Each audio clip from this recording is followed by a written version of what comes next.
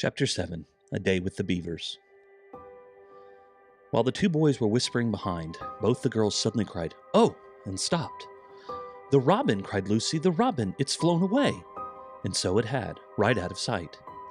"And now what are we to do?" said Edmund, giving Peter a look which was as much to say, "What did I tell you?" "Shh! Look!" said Susan. "What?" said Peter. "There's something moving among the trees over there to the left." They all stared as hard as they could, and no one felt very comfortable. "There it goes again," said Susan presently. "I saw it that time too," said Peter. "It's still there. It's just gone behind that big tree." "What is it?" asked Lucy, trying very hard not to sound nervous. "Whatever it is," said Peter, "it's dodging us. It's something that doesn't want to be seen." "Let's go home," said Susan. And then, though nobody said it out loud, everyone suddenly realized the same fact that Edmund had whispered to Peter at the end of the last chapter. They were lost. "What's it like?" said Lucy. It's a kind of animal," said Susan, and then, look, quick, there it is." They all saw it at this time, a whiskered, furry face which had looked out at them from behind a tree. But this time it didn't immediately draw back. Instead, the animal put its paw against its mouth, just as humans put their finger on their lips when they are signaling to you to be quiet. Then it disappeared again. The children all stood holding their breath. A moment later, the stranger came out from behind the tree, glanced all around as if it were afraid someone was watching, said, "Hush," made signs to them to join it in the thicker bit of wood where it was standing, and then once more disappeared. "I know what it is," said Peter. "It's a beaver. I saw the tail." "It wants us to go to it," said Susan, "and it is warning us not to make a noise." "I know," said Peter. "The question is, are we to go to it or not? What do you think, Lou?" "I think it's a nice beaver," said Lucy. "Yes, but how do we know?" said Edmund. "Shan't we have to risk it?" said Susan. "I mean, it's no good just standing here and I feel I want some dinner." At this moment the beaver again popped its head out from behind the tree and beckoned earnestly to them. "Come on," said Peter, "let's give it a try. All keep close together. We ought to be a match for one beaver if it turns out to be an enemy." So the children all got close together and walked up to the tree and in behind it, and there, sure enough, they found the beaver. But it still drew back, saying to them in a hoarse, throaty whisper, "Further in, come further in, right in here. We're not safe in the open." Only when it had led them into a dark spot where 4 trees grew so close together that their boughs met and the brown earth and pine needles could be seen underfoot because no snow had ever been to fall there, did it begin to talk to them. "Are you the sons of Adam and the daughters of Eve?" it said. "We're some of them," said Peter. "Shh," said the beaver. "Not so loud, please. We're not safe even here." "Why? Who are you afraid of?" said Peter. "There's no one here but ourselves." "There are the trees," said the beaver. "They're always listening. Most of them are on our side, but there are trees that would betray us to her. You know who I mean." And it nodded its head several times. "If it comes to talking about sides," said Edmund, "how do we know you're a friend?" "Not meaning to be rude, Mr. Beaver," added Peter, "but you see, we're strangers." Quite right," said the beaver. "Here is my token." With these words, it held up to them a little white object. They all looked at it in surprise, till suddenly Lucy said, "Oh, of course, it's my handkerchief, the one I gave to poor Mr. Tumnus." "That's right," said the beaver. "Poor fellow, he got wind of the arrest before it actually happened and handed this over to me. He said that if anything happened to him, I must meet you here and take you on to—" Here the beaver's voice sank into silence, and it gave 1 or 2 very mysterious nods. Then, signaling to the children to stand as close around it as if they possibly could, so that their faces were actually tickled by its whiskers, it added in a low whisper, "They say Aslan is on the move, perhaps has already landed." And now a very curious thing happened. None of the children knew who Aslan was any more than you do. But the moment the beaver had spoken these words, everyone felt quite different. Perhaps it has sometimes happened to you in a dream that someone says something which you don't understand, but in the dream it feels as if he had some enormous meaning. Either terrifying one which turns the whole dream into a nightmare, or else a lovely meaning too lovely to put into words, which makes the dream so beautiful that you remember it all your life and are always wishing you could get into that dream again. It was like that now.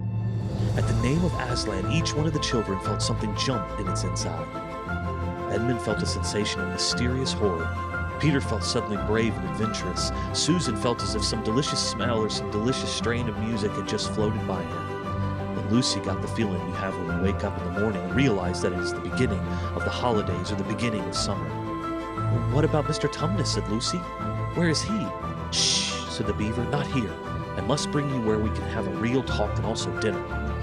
No one except Edmund felt any difficulty about trusting the beaver now, and everyone, including Edmund, was very glad to hear the word dinner. They therefore all hurried along behind their new friend, who led them at a surprisingly quick pace, and always in the thickest parts of the forest for over an hour. Everyone was feeling very tired and very hungry when suddenly the trees began to get thinner in front of them, and the ground, too, fell steeply downhill. A minute later they came out under the open sky, the sun was still shining, and found themselves looking down on a fine sight. They were standing on the edge of a steep, narrow valley at the bottom of which ran, at least it would have been running if it hadn't been frozen, a fairly large river.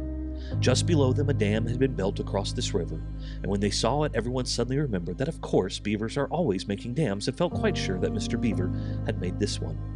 They also noticed that he now had a sort of modest expression on his face, the sort of look people have when you're visiting a garden they've made or reading a story they've written. So it was only common politeness when Susan said, "What a lovely dam," and Mr. Beaver didn't say hush this time, but merely a trifle, and it isn't really finished. Above the dam there was what ought to have been a deep pool, but was now, of course, a level floor of dark green ice. And below the dam, much lower down, was more ice, but instead of being smooth, this was all frozen into the foamy and wavy shapes in which the water had been rushing along at the very moment when the frost came. And when the water had been trickling over and spurting through the dam, there was now a glittering wall of icicles, as if the side of the dam had but covered all over the flowers and wreaths and festoons of the purest sugar. And out in the middle, and partly on top of the dam, was a funny little house shaped rather like an enormous beehive, and from a hole in the roof smoke was going up, so that when you saw it, especially if you were hungry, you at once thought of cooking and became hungrier than you were before. That was what the others chiefly noticed, but Edmund noticed something else. A little lower down the river there was another small river which came down another small valley to join it, and looking up that valley Edmund could see two small hills, and he was almost sure they were the two hills which the White Witch had pointed out to him when he parted from her at the lamp-post the other day.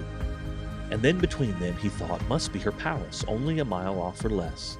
And he thought about Turkish delight and about being a king. I wonder how Peter will like that, he asked himself, and horrible ideas came into his head. "Here we are," said Mr. Beaver, "and it looks as if Mrs. Beaver is expecting us. I'll lead the way, but be careful and don't slip." The top of the dam was wide enough to walk on, though not, for humans, a very nice place to walk, because it was covered with ice, and though the frozen pool was level with it on one side, there was a nasty drop to the lower river on the other. Along this route Mr. Beaver led them in a single file right out to the middle, where they could look a long way up the river and a long way down it. And when they had reached the middle, they were at the door of the house. "Here we are, Mrs. Beaver," said Mr. Beaver. "I've found them. Here are the sons and daughters of Adam and Eve." And they all went in. The first thing Lucy noticed as she went was a burring sound, and the first thing she saw was a kind-looking old she-beaver sitting in the corner with a thread in her mouth, working busily at her sewing machine, and it was from it that the sound came. She stopped her work and got up as soon as the children came in. "So you've come at last," she said, holding out both her wrinkled old paws. "At last, to think that I ever should live to see this day. The potatoes are on boiling and the kettle's singing, and I dare say, Mr. Beaver, you'll get us some fish." "That I will," said Mr. Beaver, and he went out of the house. Peter went with him, and across the ice of the deep pool to where he had a little hole in the ice which he kept open every day with his hatchet. They took a pail with them. Mr. Beaver sat down quietly at the edge of the hole. He didn't seem to mind it being so chilly, looked hard into it, and then suddenly shot in his paw, and before you could say Jack Robinson had whisked out a beautiful trout. Then he did it all over again until they had a nice, fine catch of fish. Meanwhile, the girls were helping Mrs. Beaver to fill the kettle and lay the table and cut the bread and put the plates in the oven to heat and draw a huge jug of beer for Mr. Beaver from the barrel which stood in one corner of the house and put on the frying pan and get the dripping hot. Lucy thought the Beavers had a very snug little home, though it was not at all like Mr. Tumnus's cave. There were no books or pictures, and instead of beds there were bunks, like on board a ship, built into the wall. And there were hams and strings of onions hanging from the roof, and against the walls were gum boots and oilskins and hatchets and pairs of shears and spades and trowels and things for carrying mortar in and fishing rods and fishing nets and sacks. And the cloth on the table, though very clean, was very rough. Just as the frying pan was nicely hissing, Peter and Mr. Beaver came in with the fish, which Mr. Beaver had already opened with his knife and cleaned out in the open air. You can think how good the new-caught fish smelled when they were frying, and how the hungry children longed for them to be done, and how very much hungrier still they had become before Mr. Beaver said, "Now we're nearly ready." Susan drained the potatoes and then put them all back into an empty pot to dry on the side of the range, while Lucy was helping Mrs. Beaver to dish up the trout, so that in a very few minutes everyone was drawing up their stools. It was all three-legged stools in the Beavers' house, except for Mrs. Beaver's own special rocking chair beside the fire, and preparing to enjoy themselves.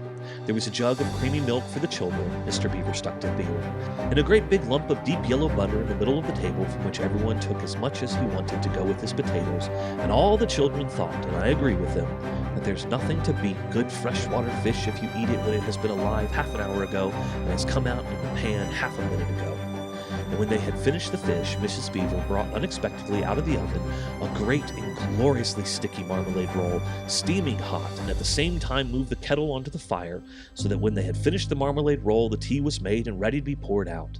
And when each person had got his or her cup of tea, each person shoved back his or her stool so as to be able to lean against the wall and gave a long sigh of contentment. "And now," said Mr. Beaver, pushing away his empty beer mug and pulling his cup of tea towards him, "if you'll just wait until I've got my pipe lit up and going nicely, why now we can get to business." "It's snowing again," he said, cocking his eye at the window. "That's all the better, because it means we shan't have any visitors, and if anyone should have been trying to follow you, why he won't find any tracks."